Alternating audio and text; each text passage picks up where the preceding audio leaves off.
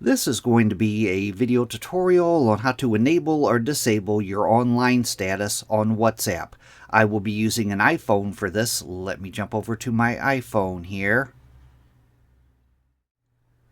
I have my phone opened up now and I am on WhatsApp. To enable or disable your online status, first thing you want to do is go down to the lower right hand corner, down to the little settings wheel, tap on that. Then you want to go down to where it says privacy and tap on privacy.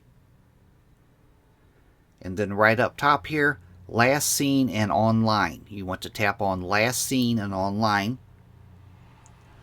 At the very top up here, who can see my last seen? It gives you 4 different options: everybody, my contacts accept, or nobody.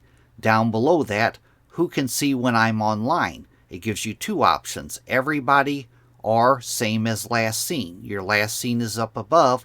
If you wanted nobody to see when you're online, up above here you would toggle on nobody, and then down below you would toggle on same as last seen. It says down below that if you don't share when you were last seen or online, you won't be able to see when people were last seen or online.